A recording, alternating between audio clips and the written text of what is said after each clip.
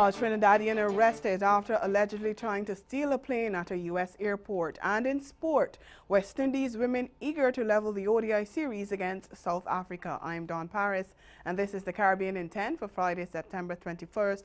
I'll be back with the details after the break. Been cooking for like a minute or so, and now I'm just gonna add some water to top it up to cover the beans. Now I'm adding the rest of my ingredients. Gonna add the ketchup now.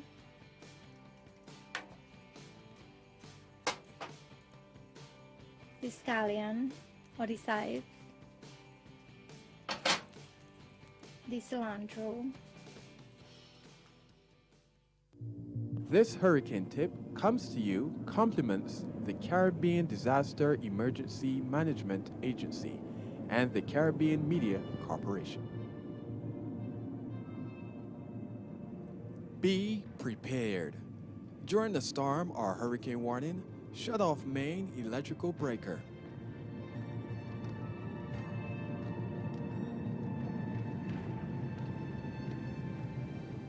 A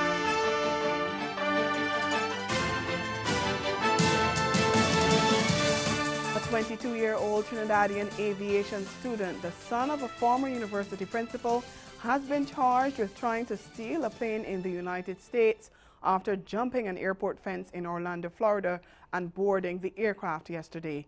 The former principal of St. Augustine campus of the University of the West Indies, Professor Clement Sankat, has confirmed that his son, Nishal Sankat, was the individual involved in the incident.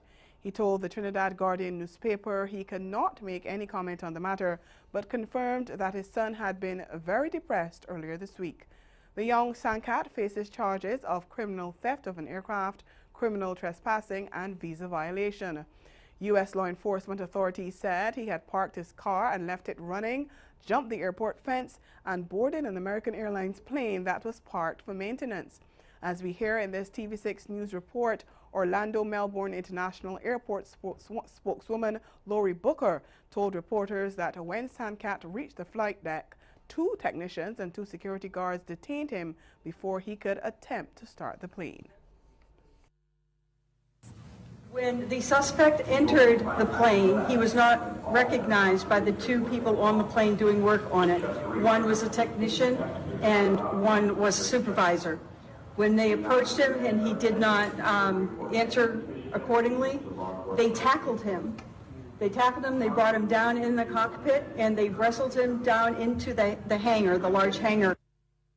Sankat was arrested and later charged. The airport remained on lockdown for 5 hours and all flights were suspended, while law enforcement searched his vehicle and the airport.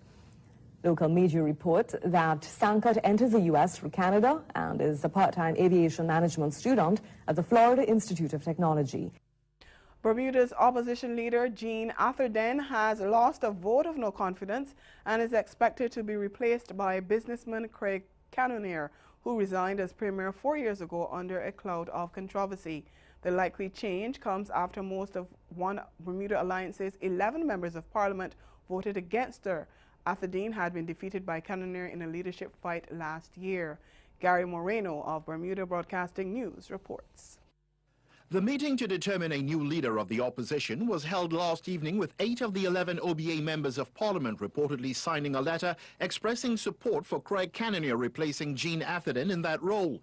Sources telling Bermuda Broadcasting News a letter has already been sent to Government House advising of this development. We have reached out to Government House and are waiting to hear back from them. The 3 OBA MPs who did not sign the letter were Miss Atherden, of course, Trevor Moniz and Michael Dunkley, all of whom did not attend the meeting. Mr. Dunkley's absence was due to him being off island. Neither Mr. Moniz, Miss Atherden nor Mr. Cannonier have returned our calls. Now, in accordance with the Bermuda Constitution, the opposition leader is appointed by the governor, who will choose the member of the House of Assembly who, in his opinion, commands the majority of support of the members of the opposition party. While he may have been chosen to lead the opposition in the House of Assembly by his peers, a move still to be confirmed, Mr. Cannonier has not yet been selected as party leader. Mr. Cannonier was in fact the first leader of the OBA, which was born out of the marriage of the United Bermuda Party and the Bermuda Democratic Alliance. He subsequently resigned in the aftermath of the so-called Jetgate scandal. Well, that scandal revolved around a 2013 trip Cannonier took to the U.S. in a private jet owned by American tycoon Nathan Landau, a would-be investor in Bermuda, but he denied any wrongdoing. Dominica's opposition leader Lennox Linton is due to return to court in March next year after being charged with several other members of the main opposition United Workers' Party with obstruction of justice. Linton, along with Nicholas George and Dr. Thompson Fontaine, were charged with obstruction of justice and incitement in relation to public disturbances that occurred in the capital on February 7th last year. Opposition legislator Joshua Francis was charged with obstruction only. When the three appeared in court yesterday, only the obstruction charge was read to them, and they pleaded not guilty. According to the charge, the men willfully obstructed the police in the execution of their duties when they refused to allow a truck from proceeding west after a public meeting in the capital. When Linton emerged from the court building yesterday, he accused the government of wasting state resources, indicating that the country had hired 3 attorneys from Trinidad and Tobago. Stay with us. Your Midday Sport is next.